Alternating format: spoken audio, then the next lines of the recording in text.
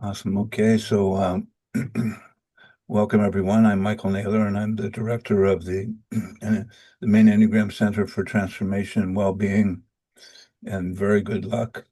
And I'm here today with Gregg Bradstock, a lovely, beautiful Type 9 who's volunteered to tell us about his journey, the agony and the ecstasy, and anything in between. So good to have you here today. I really Well, appreciate thanks. you. It's great to be here with you, as always. Yeah. And maybe we could just start with just maybe sharing a bit about, well, you could, talk about how you learned about the Enneagram and what that was like for you. Well, I think it might actually reveal itself to be quite similar to a Type Nine's way of encountering this wonderful world Mhm. that's been so helpful. I was sitting in a friend's bathroom with some time on my hands, and I happened to grab a book that was about this fascinating thing that I'd never heard about and instantly became so enthralled. I said, I need to know more about it. It was a book on the Enneagram. I'm not actually even sure which one it is um, that my friend had. And um I finished my time in the bathroom and I put the book down and didn't pick it up for years. Just didn't think about it at all, pursue it. It wasn't until I'd say maybe 8 years later that a friend and I were walking and she mentioned something about the Enneagram, and I went, oh, that sounds vaguely familiar. And then it kind of took. But so reminiscent of a Type 9 for me to feel this intense connection and this discovery and excitement and then just to let it disappear. So that was my introduction to the Enneagram. Yeah. Well, something stuck. Something stuck.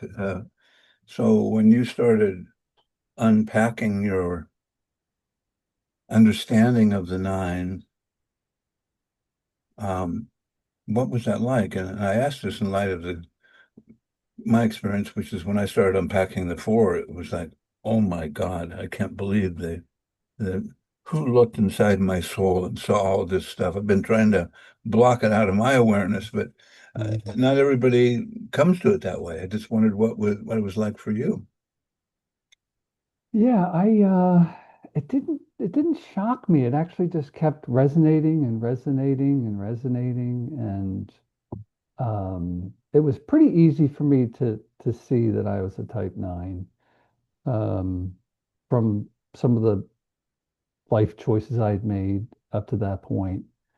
And then when I look back to when I was a lot younger, probably like 16, 17, somewhere in there, I can remember having a conflict with my brother. Actually, I had made some comment to my mother. My brother confronted me, and I was petrified at the conflict.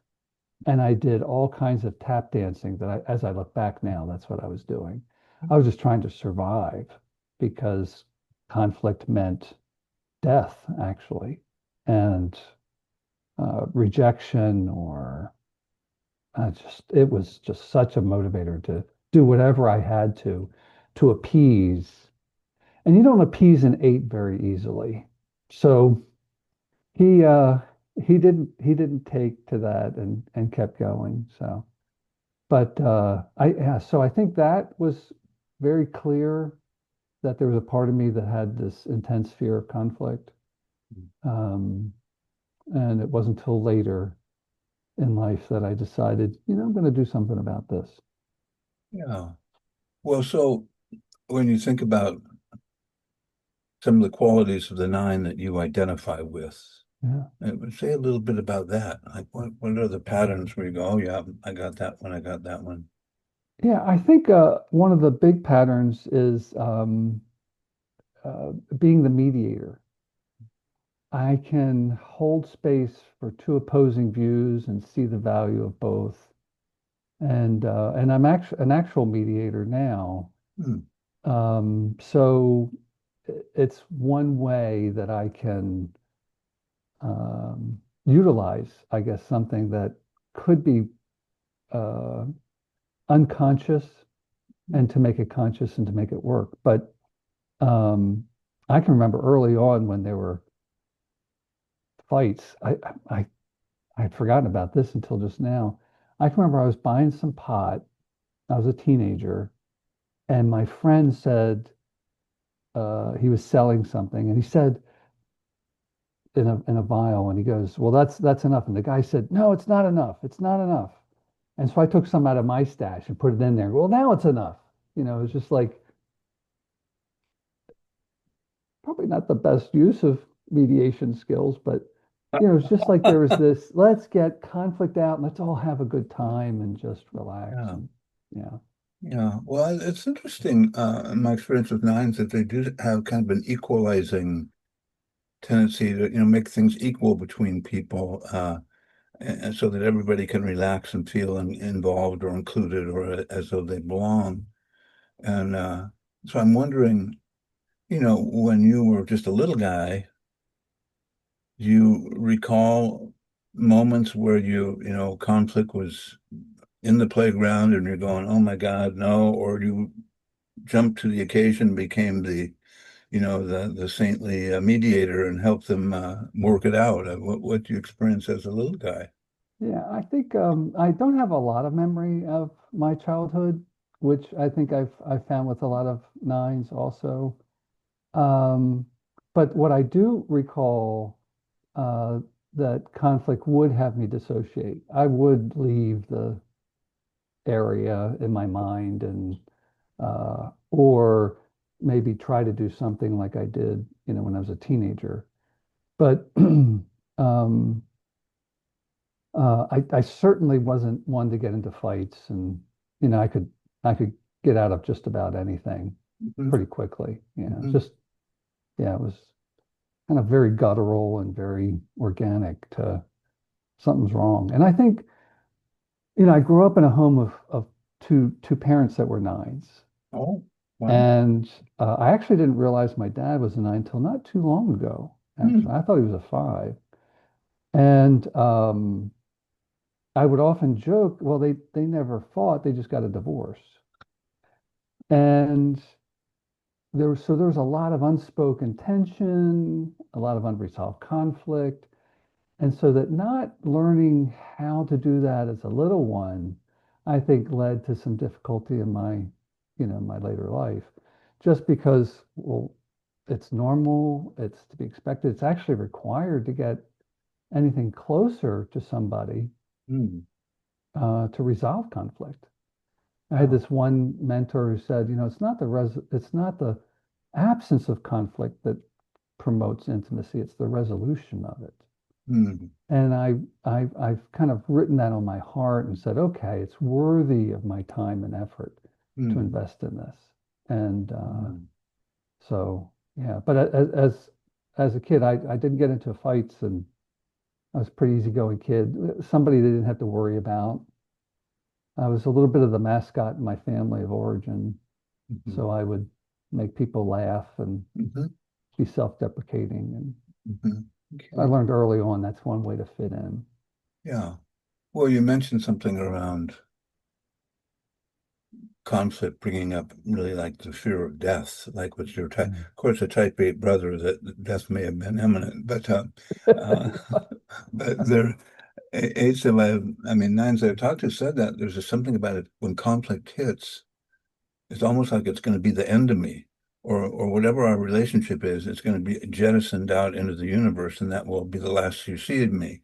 Right. Uh, Right. and so I mention it because, all of the types have a different sort of Achilles heel where when that gets pressed, it feels like death is imminent. But I wonder for you how you have worked with that fear of conflict to begin to engage it and use it more constructively. If there's been a spiritual path or things you did that seemed to make it easier to stay in the battle and not take off or disassociate? Yeah, I think there were some significant experiences. I can remember when I was in my master's program to be a counselor, my second client um, had issues with me and had anger towards me on the second session, I think. So it was clear that it wasn't me, but, and I was trained well on how to deal with when someone has conflict. And I did such a good job with it because we recorded the sessions that it actually led to my master's uh, program. Because I was able to use it to train other beginning therapists on how to deal with when someone has conflict with you. Hmm. And so it was like my project. And but I can remember the familiar taste I have when I dissociate. So I Hmm. was dissociated during that experience. Hmm. And my supervisor at the time didn't really pick up on that because I described it. So now I've supervised people with in dealing with PTSD, and there's some telltale signs that you just kind of lean into. So it's a little disappointing that I didn't learn earlier. But what was clear was that the intensity would just create a lot of internal reacting and kind of take me to the brink of the limits of myself. Yeah. And so I think I set that out as a kind of a personal goal, personal intention, I think. And so some of the groups I've worked with, I did an anger management group in Baltimore City for over 14 years. And Wow. so with drug and alcohol recovering people, Hmm. and some were not self-referred, so there was some resistance. And then I also worked with men that were convicted of domestic violence, of intimate partner violence now is what it's Hmm. called. And they're tough groups. It's a tough population, um, but uh, I just found that I could sit with that. I could have space for that. And so it led me to my spiritual work of not seeking it out, but not hiding from it either. And my partner and I were talking about this not too long ago, and she said, "You don't have a problem at all dealing with anger or with conflict with me." And I thought, well, that's really a testament to a lot of effort because I certainly did in previous relationships. Yeah. And I think one of the negative consequences of that is I realized, Michael, that as I was accommodating to others, I accommodated to a thing that I didn't want anymore. Yeah. And so I had to leave. And so realizing that I was a participant in the creation of that, Yeah. that I need to be responsible for that, was a motivator to do something different. Yeah. Well, that sounds like a powerful turning point, actually, to notice Mhm. that I accommodated my way out of the relationship. Like the only thing I had left was to leave. I accommodated so much. Right. And so I wonder if you could speak to this idea that, early on, nines, it's like the reflex is to accommodate and to go along with and to keep the peace. It just like seems like it's a reflex. It's quick, it's fast, it's out the door before I can even say, stop, I'm not sure I want to do that. And getting eyes to see that because it's so habitual with all the types, their patterns, it's like they're so habitual you can't see them until you finally see them. And then you go, oh my God, this has been going on for 30 years. Where was I? Mhm. Well, Right. I wasn't here. What can I say? But I wonder if you have any, mm, I guess, perceptions around what it was like for you to start noticing, oh, I'm accommodating. I mean, did you feel it in your body? Was there like an anger or resentment or Was there some kind of wake up for you that helped you to start to go, oh, there's that pattern? Yeah, there were actually quite a few kind of experiences that kind of led to that. One is the spiritual community I was in my 20s actually encouraged that. Turn the other cheek, and Hmm. a few other things that could, Hmm. which I don't think are wrong. I think Nine's take on that, how that's interpreted, how I interpreted that, was I wasn't entitled to my own space. That I wasn't an equal. Yeah. Um, Hmm. that service was more important than who I was or what I had to offer. Um, and so I think uh, actually now, because I still have the tendency to do that. Hmm. What do you want for dinner? Oh, it doesn't matter, or I don't care. I actually don't allow myself to use those words anymore. Mm. When I do use them, I say, "Oh, wait a minute," because I use those as my triggers now to Yeah, hear yeah, myself yeah, yeah. and go, "Oh, okay, wait a minute, I got to do some work here." And for me as a nine, it is work. It's like, I gotta think about this again, or and it's Yeah. like, yeah, you do. I and the way I help anchor it for myself, so it's not selfishness, is the people I'm in a relationship with need me to show up authentically to have an authentic relationship with. Oh. So if I'm just giving a short answer that's really not true, Mm. then they have a relationship with someone who's not true Yeah. and not the true me. And so that's a disservice to the people I care about. So Mm.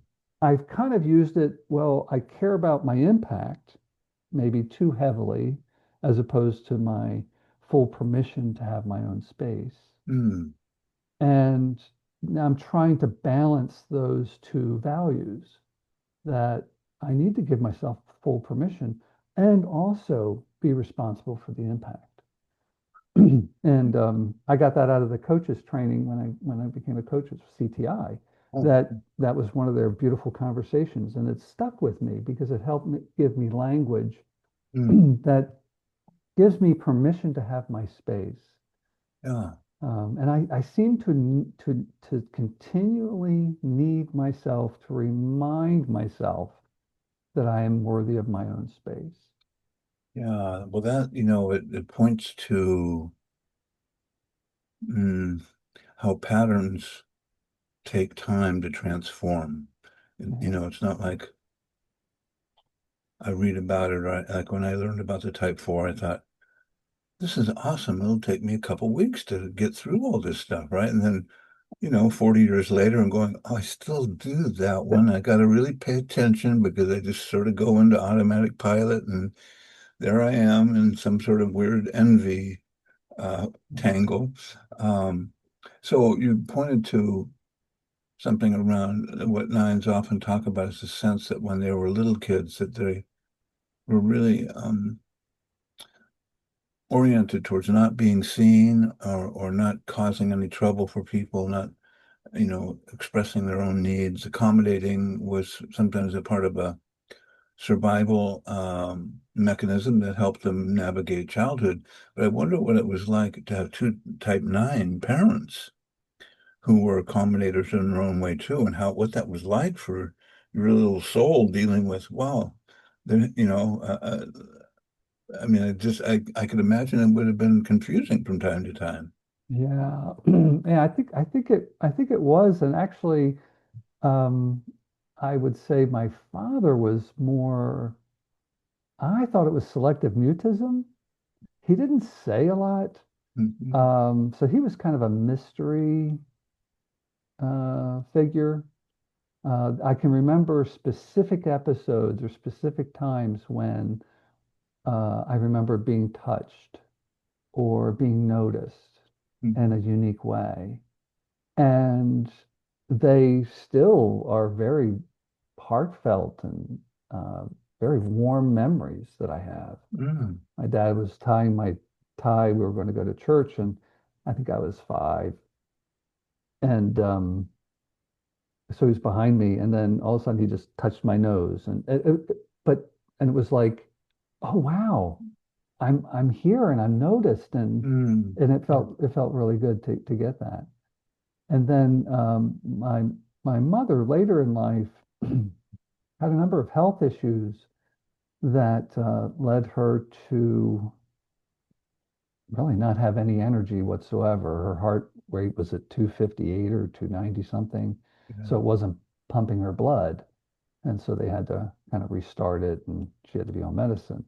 But before she got diagnosed, I can just remember feeling very alone in the same room Mm. with her. And she certainly was a very giving and caring person.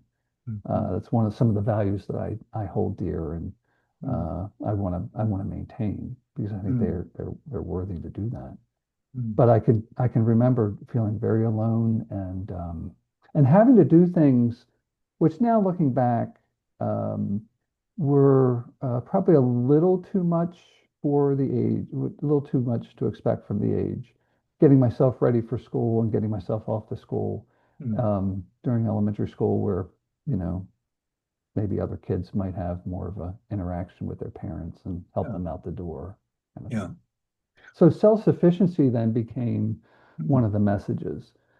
Mm. So having room to um, to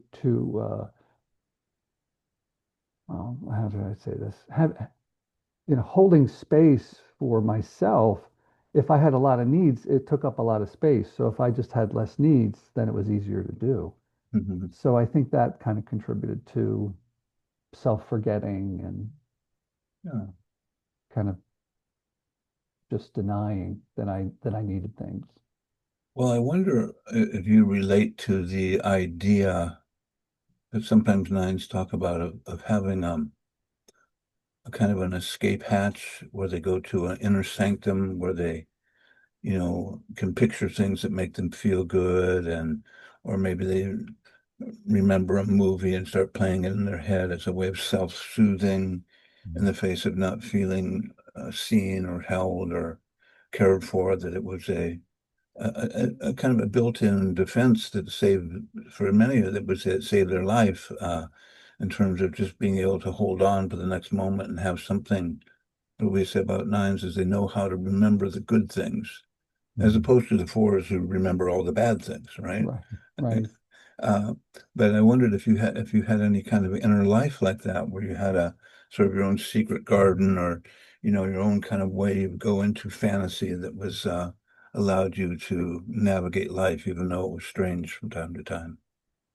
Yeah, I think we had moved. I thought I was right around four, and from four to seven or so, my best friend was my sandbox in the backyard.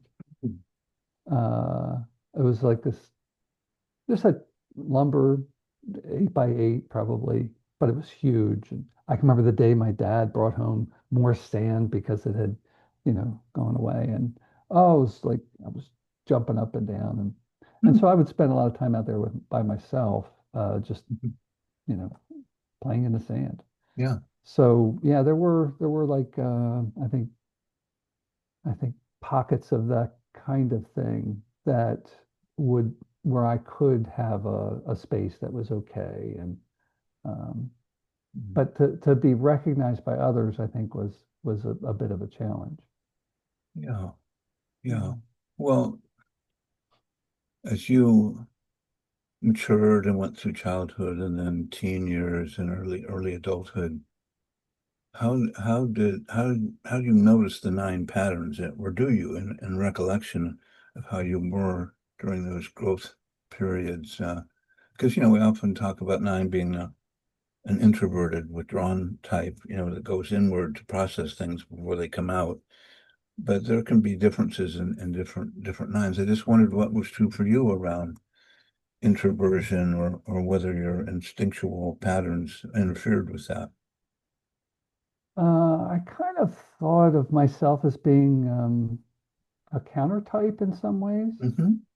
That, you know, the whole idea of being a sloth, I think I've done a fair amount in my life, Hmm. been fairly Slothing. active. Yeah, a lot of different roles, a Hmm. lot of different jobs for varying different reasons. And so it was a little difficult to see that because I can be extroverted, but there is a part of me that's getting to know the quieter part of me. And so meditation has been one of those key factors to help me um, not retreat, but come back to myself. Hmm. And the first thing I notice when I start to meditate is uh, my facial muscles relax. Hmm. And I'm not smiling. And so I notice that I carry one just like I am right now. Hmm. But when I meditate, it's a place where I don't have to carry that role. I don't have to carry um, that mask or that type of presence because there is such a strong in, instinct um, to get things to come up on a notch to and well there could be, it's like this conversion of this horrible thing into, well, some of the benefit, and Hmm. it can be at the disservice of actual hearing what somebody's pain is, and versus giving hope. And so that too is kind of a balance that I probably was imbalanced about in my spiritual practice when I was in my 20s and 30s. Yeah. It was more um, idealistic and always something to aspire to. And I think one of the gifts of the Buddhist thought and Pema, I know we both love Pema so much, Yeah. is the accepting what is Yeah. and being present with what is. Yeah. That's really where our power lies, not Yeah. in how effectively we can get an upspin or a positive spin to something.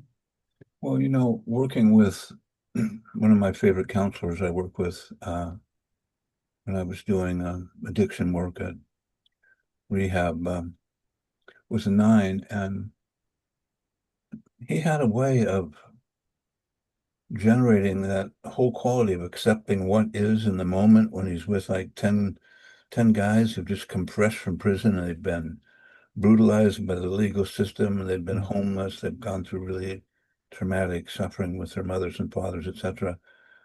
But there was something about his ability just to accept them where they were at without trying to manipulate them that generated a quality of calm. I've never seen anybody bring calm into a space as powerfully as he did. And something around, there's like I think my my theory is that nines have when they're at their best have an atmosphere that really is that carries a quality of peacefulness and settlingness, and you belong here, and we can just be with what's here, and we can handle what's going on, that calms everybody down, and even able to, when conflict arises, to almost come back with a counter response that quiets the anger, that it creates a balance in whatever the person's experiencing over there, whether they're mad at you or, but it's like one of their Jedi gifts. Like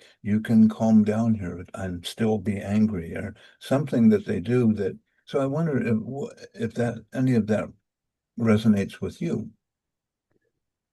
Yeah, I think part of that tradition was, something like a heartfelt response turns away wrath, or a loving statement turns away wrath. I'm kind of blocking on the exact quote, but that there is a calming presence that I can bring. I can remember not just a couple weeks ago, um, we had a a renter that stopped paying and needed to be evicted, and she owes a lot of money, and um, and our management company couldn't find her to serve her papers. Well, it turns out she had moved across the street, right under the noses.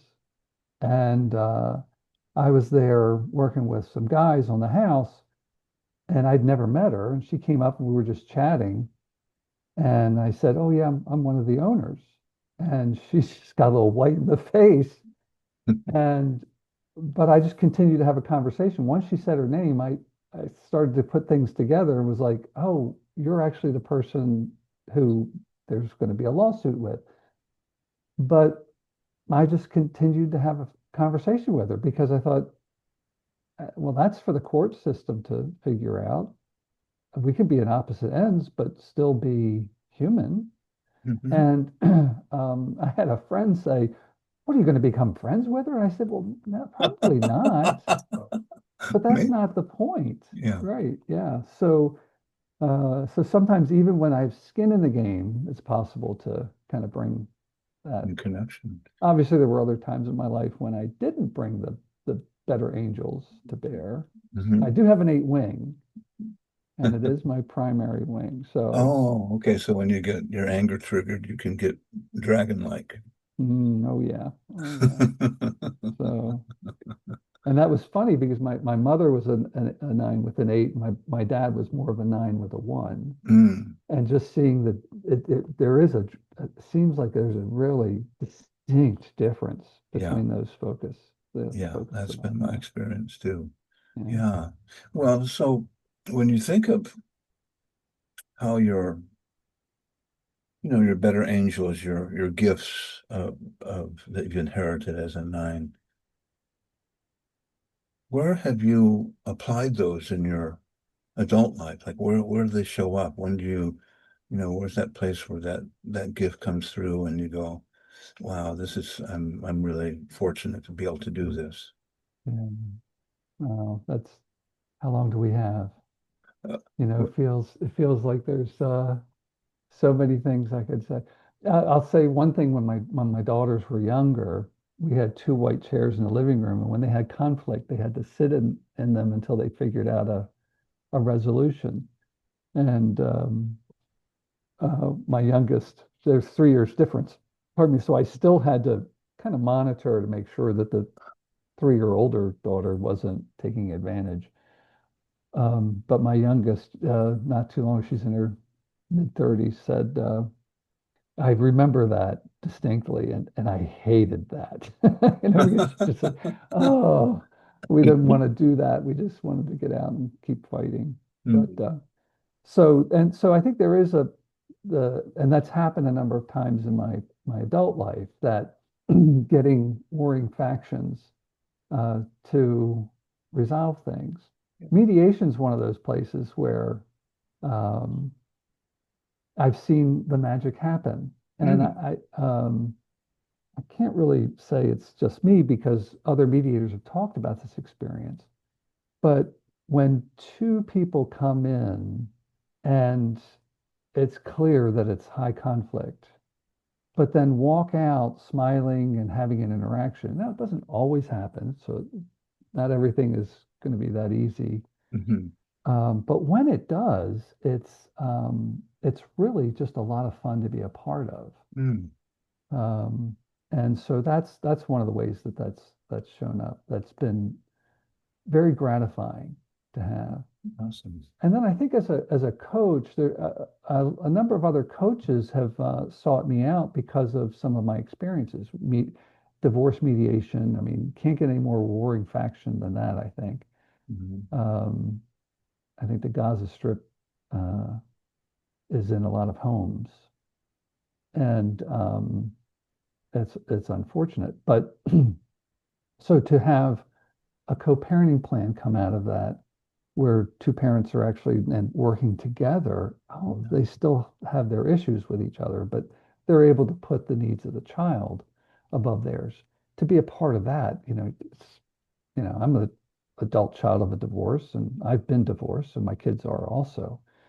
It's not really something I wish on anybody. Yeah.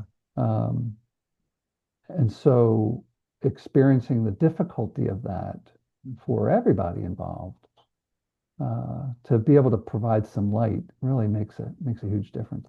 And I tell you, one of the most profound ways for me was when I was a rape crisis counselor in Baltimore City. To be trusted as a male, because most of the perpetrators were male, was just such an honor, um, and such a gift that, to realize that my presence alone can be healing, um, in addition to therapeutic skills. Yeah. That was, just a very, heartfelt, still is a very heartfelt place to know that I made a difference, Yeah. in people's lives. Yeah. Well, I can see where there's a again, my interpretation, a joy that comes from bringing, creating a bridge of unity between warring folks so that they can actually function better together and more joyfully. And one of the ways I've heard that put is that type nines are able to identify the unifying factor between two warring opponents. There's Mm. something about their capacity intuitively to find that one strand that unifies them both, so they're not, just against each other, but somehow start to feel like, oh, I guess we're in this together. So, and again, I think that's one of their Jedi skills, to be able to, pull that out of a conflict and find what it is that unifies or brings them into common ground. But I hear you say that when that happens, it's very satisfying. Yeah, it really is. It doesn't happen all the time, obviously. Some conflict is, um, Yeah, desired or wanted for some other reasons. yeah, But, yeah, I think that's, yeah. So when you say Jedi, it's so interesting, right? Because we talked about this, some time ago. Just the to recognize, the impact yeah. that I I I think this is a characteristic of nines, that I turn down the volume of that. Mhm. It's almost like, well, don't shine too big, because then it anything, then it might interfere, or you might get too haughty, or whatever it is. But at the core is to not recognize that actually I can make have a positive influence on situations in people's lives. Well, I'm always marvel with the nines that I'm close to, that are often doing so many wonderful things. But it's almost like this thing happened. I don't know. I guess I was connected with it. It wasn't really me, but well, wait a second. You're leading this or you're leading that. And I go, well, I don't know how this all happens. And somehow it's almost like I can't feel my individual presence in it. And like I don't have permission. I think it's can be an anti-3 narcissistic thing. I don't want to be like the unhealthy threes, right? But certainly the growth edge is to be a healthy three, which means I can shine and radiate, and you can shine and radiate, and we can all do it. We can all shine on. But there is a disowning. It's almost like if I really own that I'm a part of the fabric of what makes this work. It's almost like something bad's going to happen. I got to stay just. I mean, I don't know what the whole dynamic is. What do you have a theory around that? Well, not until you just said this. No, I didn't.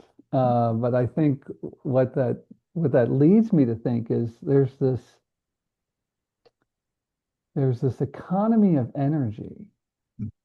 And so if I allow myself to shine, I will in some way diminish the shining of others or the situation. Yeah, there's only so much to go around, Right. And sort of. so it's obviously a false economy, because, like you said, healthy threes can shine and go, yeah, and you too can have this. all this, Yeah. this excitement, and be the best you possibly can. Yeah. And that doesn't mean that they have to be less. Yeah. Right. And so I think uh, maybe because nines are, um, I'll speak for myself because I never wanted my method to speak louder than my message. Hmm. So if I said something or did something in a positive way, I want them to walk away with what was positive, not that I did it. Hmm. Right. And so that there was this, I I was given 15 minutes preparation to speak in front of 750 people or more, and took the opportunity, and it was exciting, and Hmm. I actually got a standing ovation. Hmm. But my focus was on concluding this 5-day conference that we were all being a part of, Hmm. and so to not shine too brightly meant that what people would leave with would be something that would have meaning to them. Yeah. When it's odd because when I think of people like you, who I value and cherish, and I think of Pema and Jack Hmm. Cornfield and Hmm. Susan Salzberg, and there's so many others. What I get is it's great that you are a person.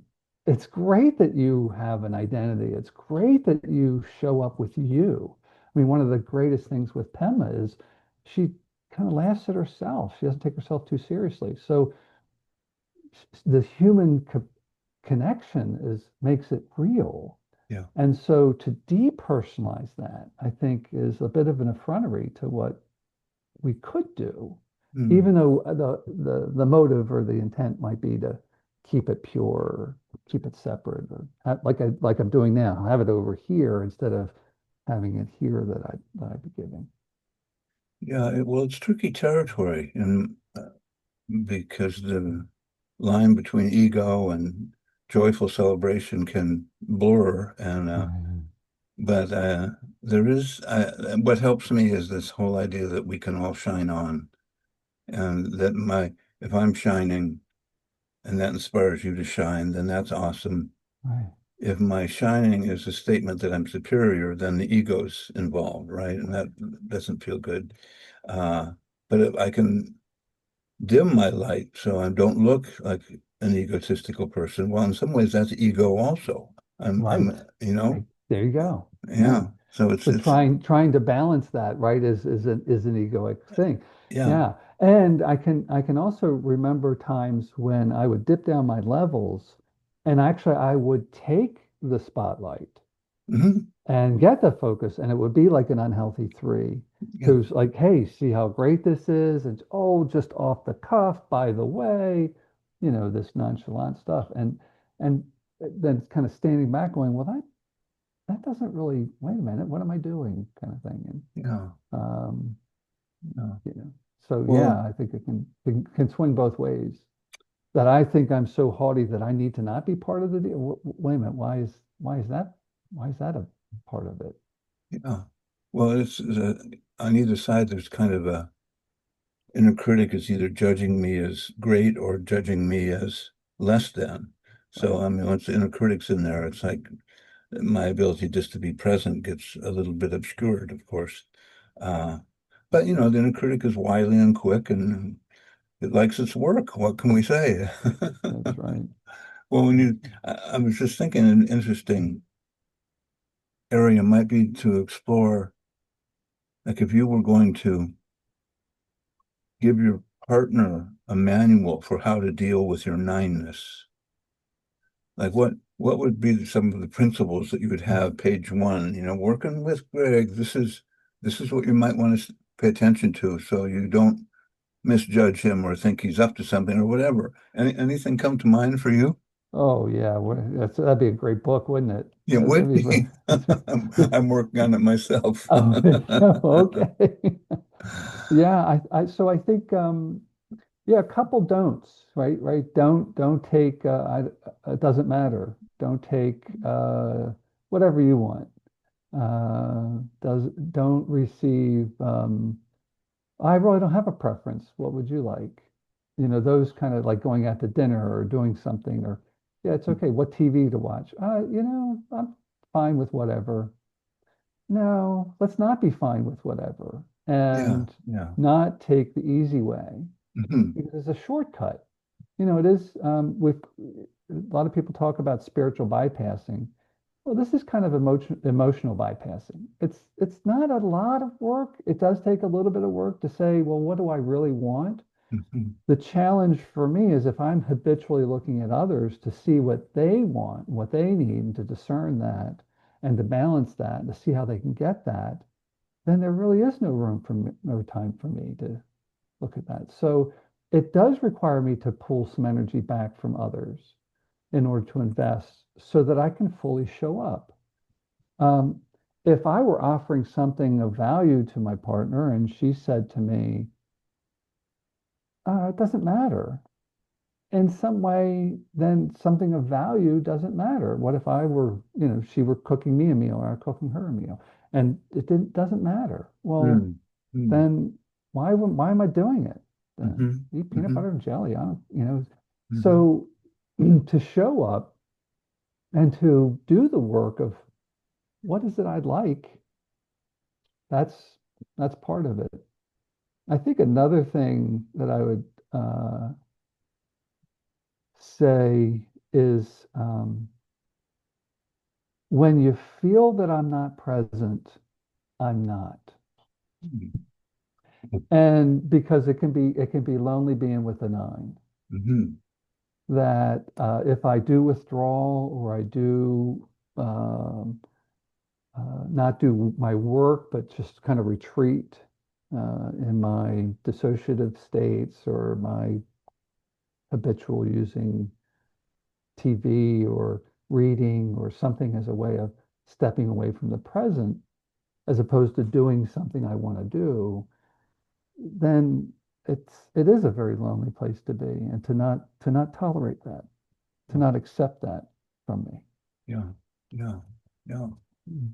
Well, those are great insider tips, and we all need them. So I had another question bubbling up here around, oh, what is it? Well, just an observation I have of nine. So it seems like at the core of the nine, there is an innate kindness and compassion that's just a part of their nature. And it might get obscured by fear or suffering from childhood, but that in their essence, there's it's almost like an invitation for people to relax, be yourself, no big deal. We all belong here. However you're showing up is just okay. And with it is a sense of I always feel this with nines that we're really in this together. There's a kind of a right sizeness about healthy nines. I think of Fred Rogers and just Mm. his eminent compassion for children and for people, human beings, and just it was gentle and very non-showy in many ways, but it was powerful. I can remember one scene where back in 1969 where on the set he had a little swimming pool and he invited a black officer to get in the tub, in the pool with him and share that. And this is like during the race riots when everybody was just so divided. But did it in this kind of gentle way. It's kind of like dropping a nuclear bomb into the culture with just such gentleness that, it's almost like it's like, oh, that's how people should be. No, this is how human beings are together. So I just note that there is an innate kindness, it seems, and a wish to really create a positive bond between human beings or between, life on planet Earth. So I wonder for you how you experience that. In a couple different ways, actually. Um, I think willing to stir things up uh, is a little bit of an oxymoron with nines, but I think doing it in a softer, supportive way um, makes it more palatable and acceptable to some people. Hmm. Um, whether it's diffusing someone on an airplane who's just upset and angry, um, or um, hiring illegal immigrants to do work. Uh, there's just something about the humanity that we have, that the basic human dignity that we have, that's worthy of investing in. Um, and I know politics are a big divider for Mm. us right now in this Mm. country. Mm. And I naively thought we could have like conversations and kind of mediate each other that way. Uh, and I've come to a different place with some of that, where I'm willing to work with the willing, but I'm not willing to work with the unwilling. Mm.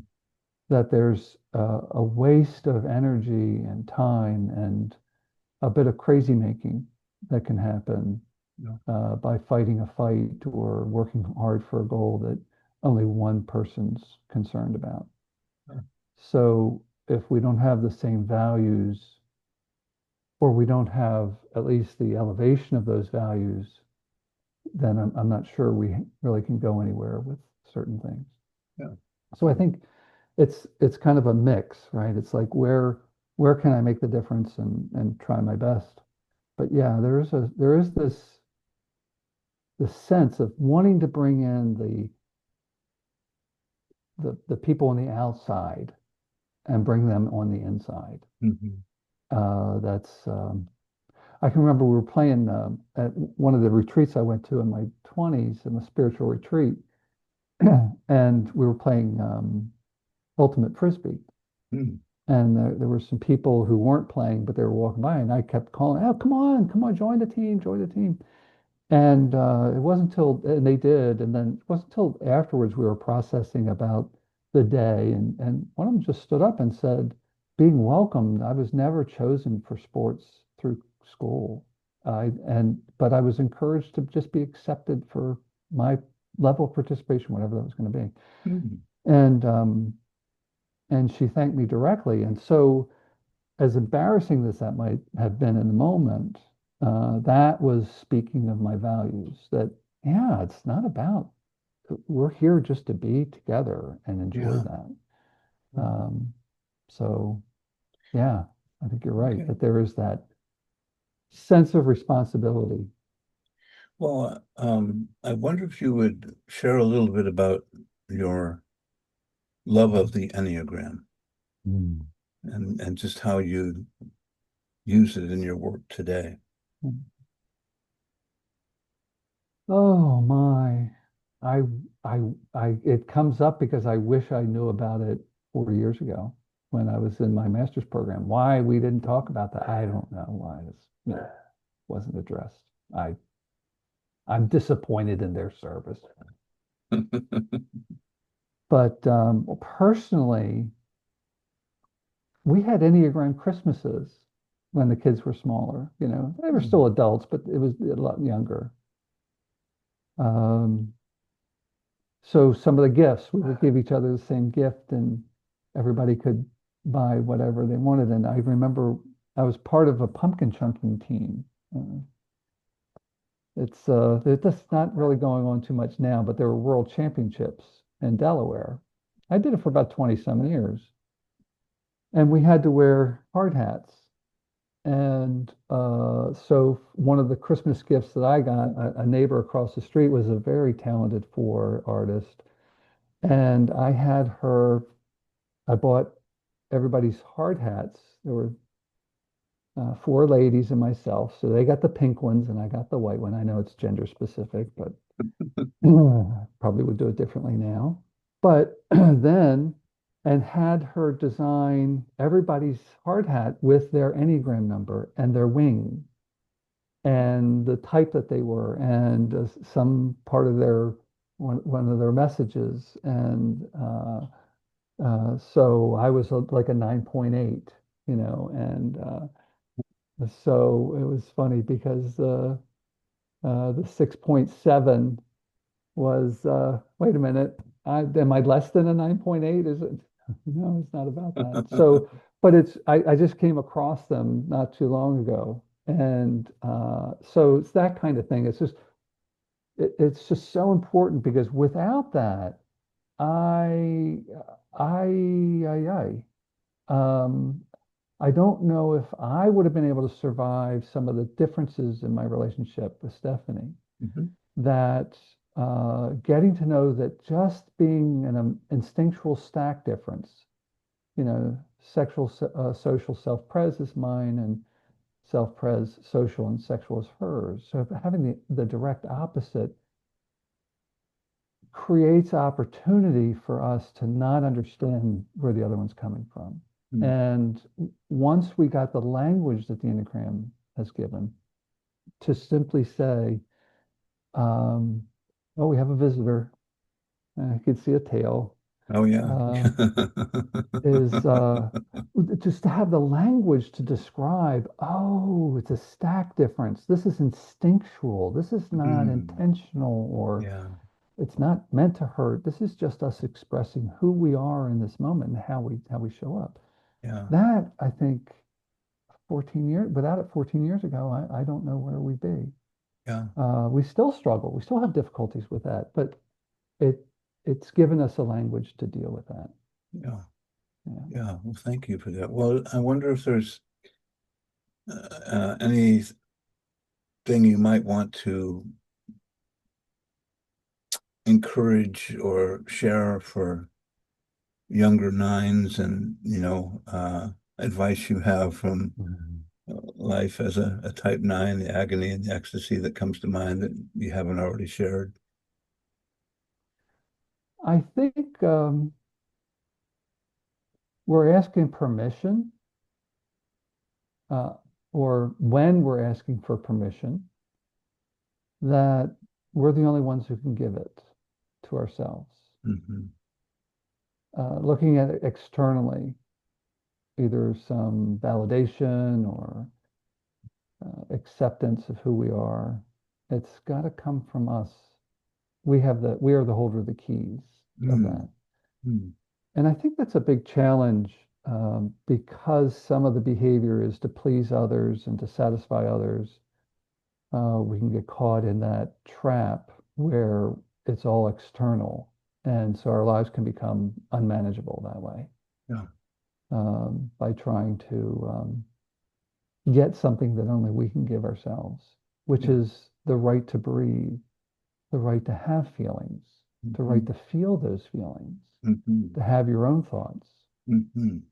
Decades ago, I was petrified of taking a stance politically. I would be a tap dancer. I don't know. I could be that's what do you think? Whatever. Not that I'm a trail burner, rager, whatever. Now but I can hold my values in my own skin. And I think if I had known what the word resonance meant when I was 17, I was a springboard diving coach at the time, and I loved it. I l- that I To have a little kid under eight, 6 years old, trust me in helping her do a back dive, and then her competing in a meet against other eight and unders, She couldn't do the three dives that were required. She could only do two, a front dive and a back dive. She couldn't do like a twist or some other dive. I was just ecstatic and felt this, oh, just like I'm in the right place at the right Yeah, yeah, time. yeah. Beautiful. And that it took 50, almost 40, 45 years or so to get to that sense of resonance of being a coach and having that sense of value and helping someone and being a part and helping them help themselves. Um, I think it might have short circuited some of the loopy past that I have. Yeah. So I think that's a big thing. Find what resonates, but you have to know what you like and what you don't. And you have to have a place that can reside in yourself. And Well, so I think, so what I notice sometimes for nines, they'll feel that resonance, yeah, and then it's like, okay, that was nothing. I'm going to go over here, or whatever that was. Somehow I don't have permission to feel the intensity of it. And again, this is sort of one of the stories of nine is they have an intensity moderator inside them. Like, I don't want to get too excited. I want to get too low. I want to have the peaceful interlude. But if I'm going to be aware of what I love, I'm going to have room for space for this excitement to grow and be bigger. But right, as one nine said, I'm tapping down what you're sending to me from the outside, and I'm tapping down what's going on inside myself. So I've got some kind of comfortable, predictable emotional atmosphere I'm in. And if I don't learn to undo that, then I miss those moments you're talking about that you have a passion. And right. so does that resonate with you in terms of what you've been saying? Absolutely. So I remember the night after my surgery of having my aortic aneurysm repaired. I was at Hopkins on my daughter's floor. She's a nurse. And she was in with me. She actually picked my nurse for me, which was very helpful. And so the nurse came in and was checking on my pain level. And I said, I think it's about a two, maybe two and a half. And my daughter stopped and said, so what you want to write down is that's a 7 to an 8 because his gauge is different from the rest of us. So she had me, you know, Had you down. had me down. She knew that. So yeah, there is this self-moderating. I like the way you described it. It's like a muting. We Mhm. mute things. Yeah. Um, how was that meal? That was okay. If I say okay, it depends on the inflection. It's okay. It's okay. It's okay. It's okay. That's the difference. Stephanie's going, would you, you saying the same word. Give me different words. Use your words. You And I'm like, sure I were. did. I did. I said it's okay, meaning I could have this again the next 4 nights in a row, and that would be fine. Now, when you hear me say, it's all right, oh, well, then that I'm not going to eat for the rest of the week. So it's like, so the scale is is not as Subtle right, levels. right. Well, maybe talk a little bit about one of your passions of water skiing, like Oh, because yeah. that seems to always light you up. Have you been getting to that of recent in the last couple of You know, years? I have, I still water ski. I haven't yet this year, and this is like, it was a late start last year too. Hmm. So I'm in a ski club, great people, very low key. It's very informal. Just people who like to ski. And yeah, that is still a passion. But what's interesting for me is I can still let go of even that. Oh, So there's nothing immune from this muting and yeah, yeah. like abandonment of this passion. Great to Now, notice. I'm Yeah. still able to do it, so I still am going to do it. It has cost me a number of surgeries. Um, but now with lessons, having a coach on something that's important really makes a difference. It's helping me to ski better and also safer. So, and that's really important because I'm not healing as quickly as I used to. Yeah. But yeah, that's still a big part, Yeah.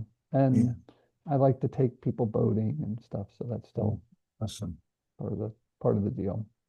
Well, thank you so much for your time and just all of the presence you brought to your answers and just sharing your unique, interesting journey of a nine and just giving us a sense of the inner world and that whole muting thing. And so many stories in there. So thank you so much Yeah, for that. And yeah. uh, I'm Thank gonna you. turn the recording off. Okay. Well, And thank you, Michael. You're doing this is just such a wonderful thing because I've enjoyed watching these as well as now being able to be a part of it. It's really neat. yeah, me too. And I always get such pleasure from hearing people's stories. So let me see, where is my record button? It seems to have